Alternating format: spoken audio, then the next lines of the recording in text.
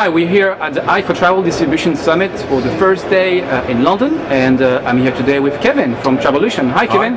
Good day to you. You're right? Yes, I'm very well. How are you? How was the day today? It's been very good so far. It's nearly the end of the day here.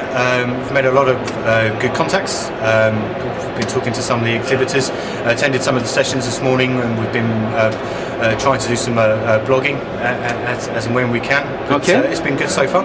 And is there any two things that you could grab from today in terms of stories that you get from the speakers? Yeah, sure. Nothing, no mind-blowing stories at all. There was two interesting elements I thought that came out of the session, the second session, main plenary session this morning. Dan Robb from Google, who runs their travel site here in the UK, said some interesting things about why they'd acquired YouTube last year, and he said one of the major areas of growth that they see is actually in video sharing rather than search, which I thought was quite interesting, given that they are, as a company, experiencing double-digit growth on the amount of advertising that is being pay-per-click advertising across all the sectors in travel, whether that's suppliers or intermediaries or the others. So I just thought the fact that he'd said that they see more growth in video sharing than in search was quite interesting. The other side, one of the other things from another session was Ryanair, where they absolutely insisted that they are still 100% direct, and they are doing everything that they possibly can to eradicate screen scraping. Now, whether that is possible or not, I don't know. There's some people out there with some very clever kit. I imagine it's going to hover around the 98-99% mark for quite a while. But that is Sinead from Ryanair, who was here this morning, said that is their strategy. They will remain 100% direct to the consumer, much to the disgust of those that would like to work with them, I imagine. EasyJet has gone out on a limb in the last 6 months and is now on GDSs and is doing other deals with other people to spread its content through intermediaries. Coming back about the Google speaker this morning, what I found interesting as well is I think we're hearing more and more about video search engine optimization. It's like now the companies have understood that it's not anymore keyword that they have to buy, but they also have to make sure that whatever rich media is available on Google, because we've seen recently that on the result on Google, not only you have sponsor links, but we tend to have search engine inside the website for especially hotel companies. Now, if you type Starwood, you can actually specify the hotel name or the city, and now YouTube videos are coming on the result of Google. Yeah. So it's actually quite complex, I think, for distributors, I guess now. Is it complex, or is it just being clever with how you do your marketing? Question mark. I think when I say marketing, I mean spreading your message on as many networks as possible. You talk to most SEO optimization here in the UK, and they always say you need to understand your network. Now, that's gone beyond just understanding what your consumers are doing in their type, as we can call them the type, but it's how they are interacting, or how you hope they're interacting with travel first of all, and your brand elsewhere on the web. So yeah, if you're a travel company, you really need to be thinking about engaging with people in as many of those channels as possible, whether those are blogs, whether they're forums, whether they're video sites like YouTube, because results that are related to your product or your brand name are starting, as you said, Willem, they're starting to feature in Google search results. Now, talking about Travolutions, where are you working on the moment? Can you actually disclose some of the features on the next issue? So we have our next edition of our magazine is out in roughly 3.5 weeks. We go to press on that. My writers are working feverishly at the moment, I hope, finishing off their articles.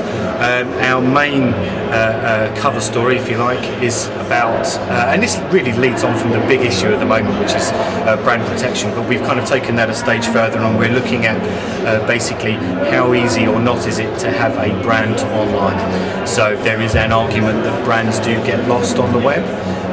Obviously what's happened recently with the Google policy switch is that some would suggest that that's getting even harder, but we're exploring the issue from a much wider perspective about how easy it is to have a large brand presence on the web. So that's one of the features that we're doing. We're also looking at activity OTA, so we've been talking to the likes of Viator and Isango, because that market really has just appeared from almost nowhere in the last 3 or 4 years.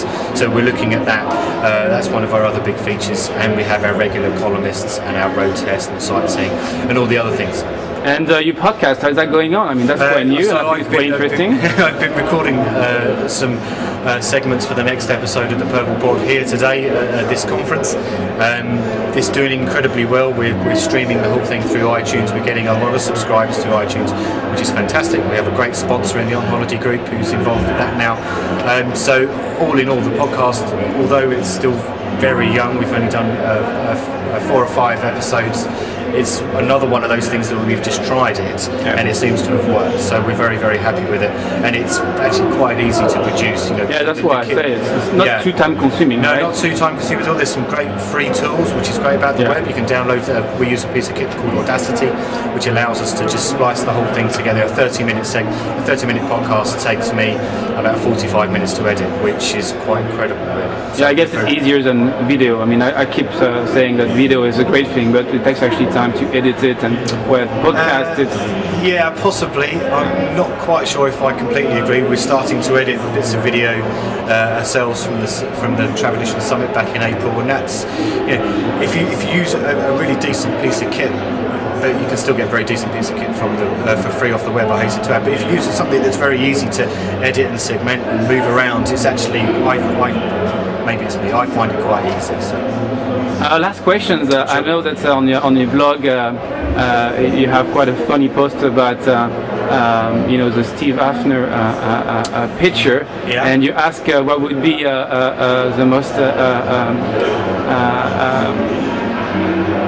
people. I mean, you ask him there would be a quote that he could have said what he was actually putting his hand together. I can't actually remember what he said when he was doing this. So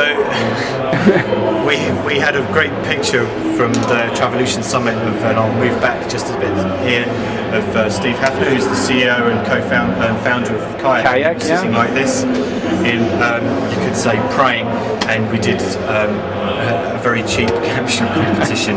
But they work alright. I mean, you have quite a lot of submission, right? We had over 20 responses from people. Some were quite unkind. But the great thing, and I haven't told many people about this yet, so a Hotel Blogs exclusive here. The day that we launched the caption competition, I had an email from Steve Hafner in the category saying something in your blog post today, which made me think initially, oh no, we've probably upset the CEO of one of the biggest meta search engines in the world. Let's see what he has to say. And he said, in his inimitable style, what a great idea! I've laughed a lot. I'm paraphrasing here, but he was actually took it in very good humour, which I guess the measure of the man. He's known for having quite a good sense of humour and taking criticism on the chin, which there was a lot of people that were being quite sarcastic about him and some of his opinions on other companies. So those that were at the Travolution Summit will know exactly what we mean, because he was quite vocal and brutally honest about some other companies here in the UK. But it was good fun, and he took it in the spirit in which it was meant. So fair play to you, Steve. Well done. Thank you, Kevin. Oh, you're welcome. Good luck.